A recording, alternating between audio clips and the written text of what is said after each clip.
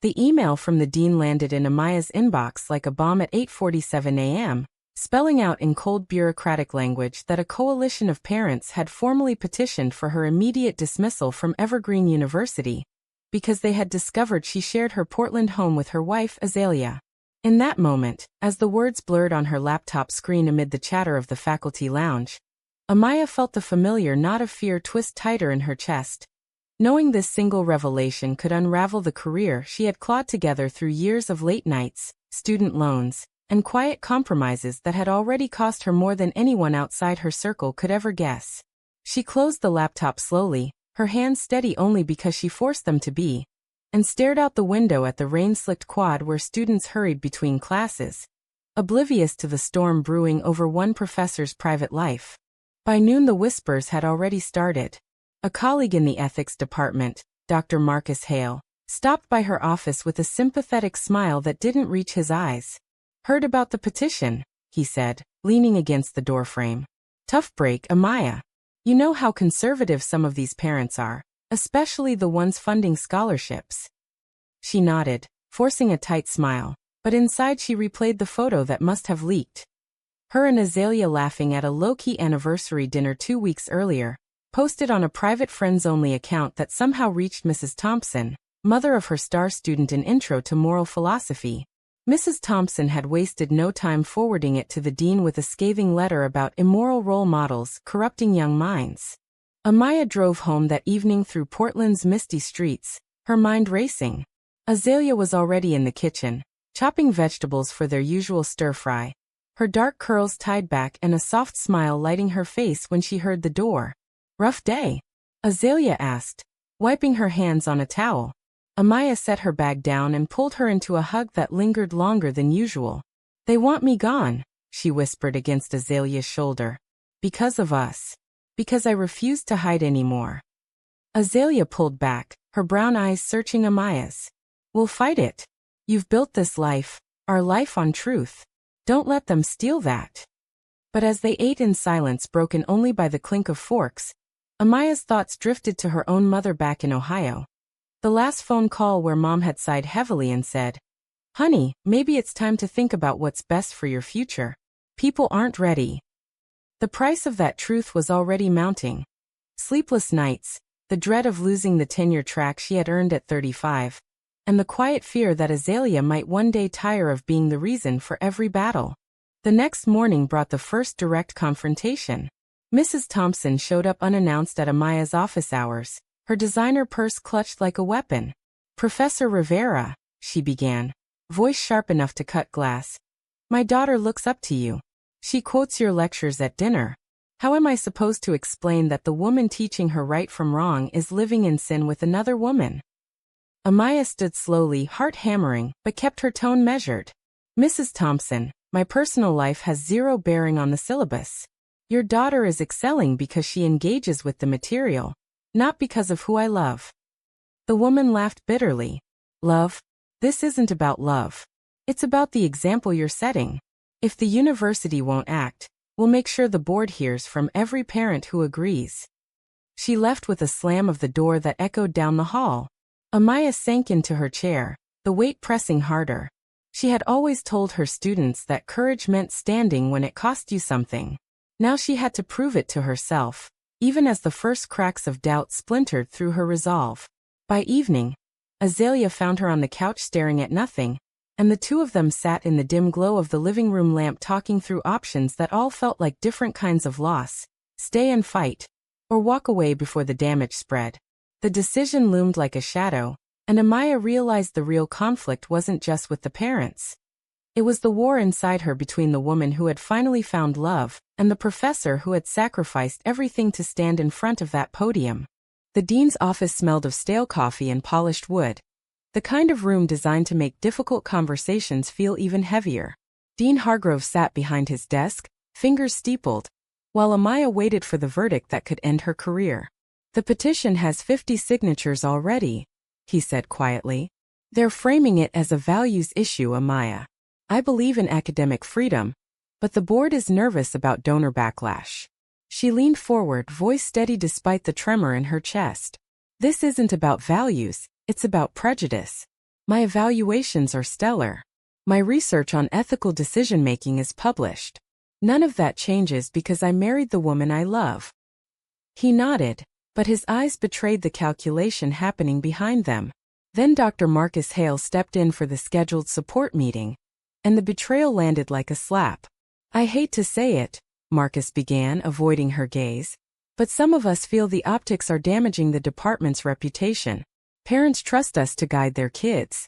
Maybe a leave of absence would de-escalate."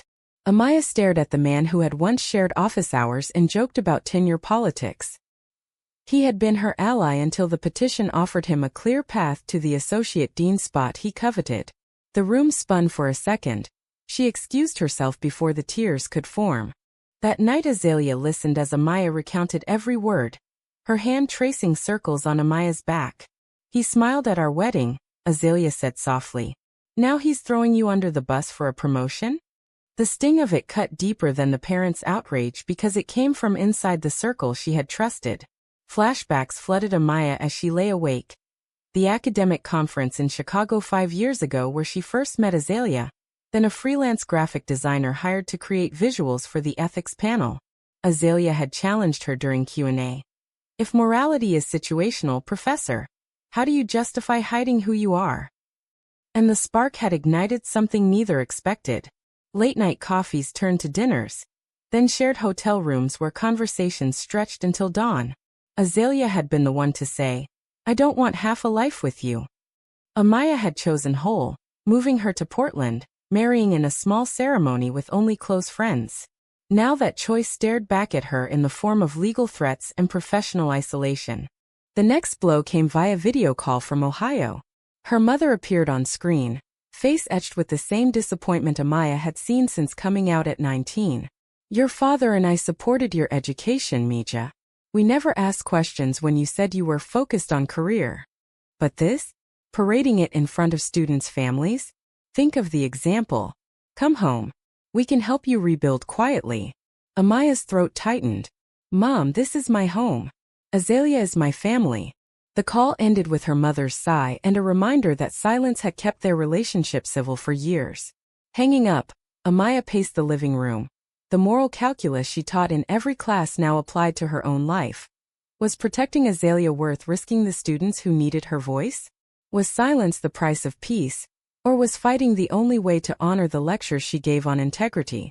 Azalea watched from the doorway, her own eyes heavy with unspoken worry about their savings, the mortgage, and the future they had planned around Amaya's steady paycheck.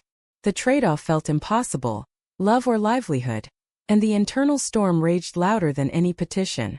The university email blasted to all faculty announced a public hearing for the following week, and suddenly Amaya's quiet life became front-page fodder for the student newspaper.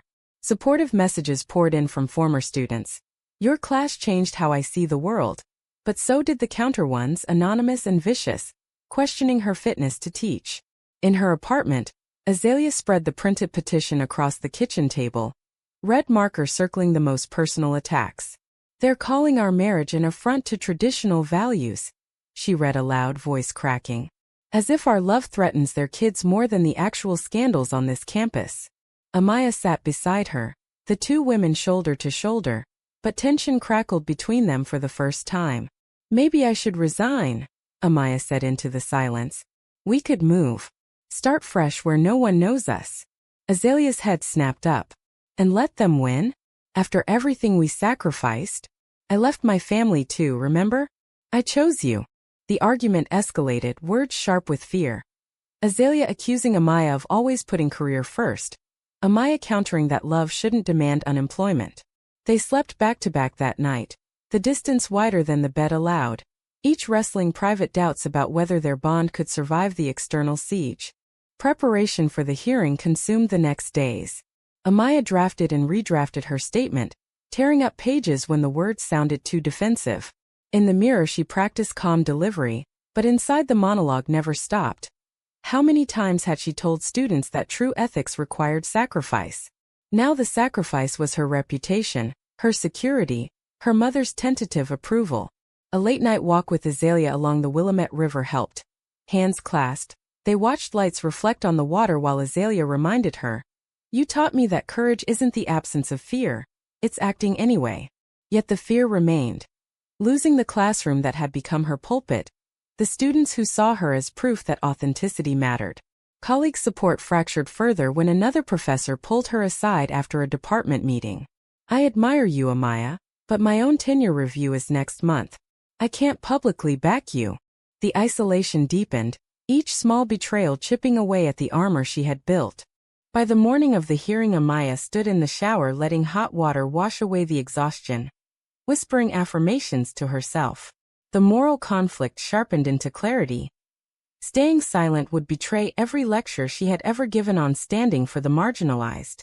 Fighting might cost her everything, but quitting would cost her soul. Azalea waited in the hallway with coffee and a quiet, "I'm with you no matter what." They drove to campus together, the car filled with unspoken prayers and the heavy knowledge that today's words could either save or bury the life they had built. The auditorium for the hearing was already filling, parents clustered on one side, students on the other, and Amaya felt the eyes on her like Judgment Day. She gripped Azalea's hand once before stepping to the podium, heart pounding with the realization that this wasn't just about keeping her job. It was about proving to herself that love and principle could coexist, no matter the price. The hearing room buzzed with hostility the moment Amaya took her seat at the witness table. Mrs. Thompson led the charge, microphone in hand, voice trembling with righteous fury. This woman teaches ethics, yet lives a lifestyle that contradicts every traditional value we instill in our children. How can we trust her to guide moral development when her own choices mock marriage? The crowd of parents erupted in applause, signs waving. Protect our kids and family values first. Amaya waited for the gavel, then spoke with measured fire. My marriage does not diminish my ability to teach critical thinking. If anything, it equips me to discuss real-world dilemmas of identity and prejudice, the very topics your children will face. She cited research, student feedback, and her own published papers, but the questions turned personal fast. Do you intend to influence impressionable minds with your agenda? One father demanded. Amaya's reply cut through. My agenda is truth. If that threatens you, perhaps the problem isn't my classroom. Then Marcus took the stand. His testimony landed like a dagger. While I respect Amaya's scholarship, the optics have created division. As a father myself, I understand the parents' concerns. The room gasped. Amaya felt the room tilt. Azalea, seated in the front row, reached for her hand across the barrier, but the damage was done. Amaya's voice stayed level as she cross-examined him gently. Marcus, you attended our wedding. You toasted to our future. When did love become a liability? He faltered, mumbling about departmental harmony, and the betrayal crystallized in that hesitation. Parents pressed harder, one mother tearfully describing how her son now questioned his own faith after Amaya's lectures on relativism. The emotional toll mounted. Amaya's chest ached with the weight of every accusation, each one forcing her to relive years of hiding, of family dinners where her sexuality was the unspoken elephant. By the time the board recessed for deliberation, she stepped outside with Azalea, the November air biting against her flushed skin. They twisted everything, she whispered. Azalea held her close. You stood tall. That's what matters. But the price was immediate. A text from her mother arrived. We saw the live stream. This is breaking our hearts. And another from the department chair hinting at reassignment options. That evening the couple sat in silence on their balcony, city lights blurring through tears Amaya finally allowed. The confrontation had stripped away illusions. She saw clearly how prejudice wore the mask of concern, how colleagues traded loyalty for advancement, how even love required constant defense. Yet in the wreckage something shifted. An awakening that her voice, however damaged, still carried power. Azalea traced the wedding band on Amaya's finger. Whatever they decide, we decide our next step together. The board's preliminary ruling came at midnight via email. Investigation ongoing, classes suspended pending review. Amaya stared at the screen, the finality sinking in. But instead of despair, she felt a fierce resolve crystallize. The hearing had cost her peace, her reputation, and temporary income, but it had also revealed allies among students who flooded her inbox with support. The real battle was just beginning. And for the first time she understood that some prices were worth paying if they bought the chance to speak unapologetically. The suspension notice arrived by courier the next morning. A thick envelope that Amaya opened with shaking hands while Azalea made breakfast. Effective immediately. It read, citing ongoing review of fitness to teach. The words blurred as the reality crashed down. No classes, no paycheck, the mortgage due in 2 weeks. Azalea set down the spatula, face pale. We'll figure it out. My freelance gigs can cover us. But the strain showed in her tightened jaw, the way she avoided eye contact. That afternoon they argued again, voices rising in the small apartment. I can't watch you lose everything because of me, Azalea said finally, tears streaming. Maybe I should go back to Chicago for a while. Give you space to salvage your career. The suggestion hit Amaya like a physical blow. She grabbed Azalea's wrists gently. Don't you dare. This isn't about space. It's about us refusing to shrink. Yet doubt not. Had her stubbornness endangered the woman she loved most? Nights blurred into reflection as Amaya revisited old journals, pages filled with younger versions of herself hiding relationships, smiling through family holidays where she introduced roommates. The trauma of those years resurfaced, but so did the awakening. She had survived then. She would not retreat now. A surprise visit from a group of current students shifted the tide. They gathered in the living room with coffee and notebooks, sharing how her lectures on moral courage had helped them navigate their own identities. You taught us to question systems, Professor, one young woman said. Now we're questioning this one. Their support became a lifeline, countering the isolation. Meanwhile, Azalea quietly reached out to her network, landing a rush project that bought them breathing room. In quiet moments, Amaya watched her wife at the drafting table, curls falling over focused eyes, and realized the deepest trade-off. She had always assumed love and career could coexist without sacrifice, but the past weeks proved every choice carried weight. The betrayal by Marcus still stung, her mother's silence louder than words. Yet each wound forced growth. She spent hours revising her final lecture notes, originally scheduled before the suspension but now a symbolic last stand the university had reluctantly allowed as a farewell session for enrolled students. The topic: moral courage in the face of conformity. She wove and anonymized stories of real ethical dilemmas, her own experiences threaded between lines without naming names, crafting words that honored truth without begging for approval. Azalea read the draft one night, eyes shining. This is you at your strongest. The conversation that followed mended the earlier rift. They held each other on the couch, whispering fears and hopes until dawn. Amaya's internal storm quieted into purpose. She would deliver this lecture not to save her job but to affirm why she had chosen this path. The personal crisis had stripped her bare, revealing that authenticity demanded courage precisely because the cost was real. Lost allies, strained family ties, financial fear. Yet the awakening was complete. She no longer measured her worth by others' acceptance. Whatever the board decided, she would walk away or stay, on her own terms, with Azalea beside her. The final lecture loomed in 3 days, and for the first time since the email arrived, Amaya slept without nightmares, the price paid now feeling like the down payment on freedom. The auditorium filled beyond capacity on the last day of the semester, students spilling into aisles while parents and faculty watched from the wings. Amaya stood at the podium under bright lights, Azalea seated in the front row with a steady gaze that anchored her. She began simply. Moral courage is not the absence of fear. It is the decision to speak when silence feels safer. For 50 minutes she guided them through case studies of ordinary people who refused to conform, her voice steady and passionate, each example circling closer to the unspoken truth of living authentically amid judgment. She spoke of the student who risked family disapproval to pursue art, the colleague who lost status defending a principle, the couple who chose love over convenience. No direct mention of her own battle, yet every word carried the weight of the past weeks. The petitions, the betrayals, the late-night doubts. Students leaned forward, pens forgotten. Even skeptical faces softened. When she concluded with the question, "What price are you willing to pay for the life that feels true?" the room fell silent for 3 heartbeats. Then one student rose, clapping. Another joined. Within seconds the entire auditorium was on its feet, applause thundering like a wave that refused to break. Parents in the back shifted uncomfortably, but the ovation rolled on, students chanting her name. faculty nodding in reluctant respect. Amaya's eyes found Azalea's through the blur of tears. The standing ovation was not just approval. It was proof that her voice had reached beyond the noise.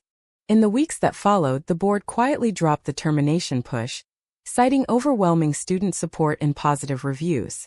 Amaya kept her position, though whispers lingered and some parents transferred their children. She and Azalea rebuilt slowly, mortgage stabilized, family conversations tentative but progressing. The scars remained. Marcus avoided her hallway now, her mother still sighed on calls, but the awakening endured.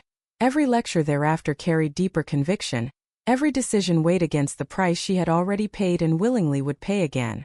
Love and truth had won, not without cost, but with a clarity no petition could erase. Was Amaya right to risk everything for an authentic life with Azalea?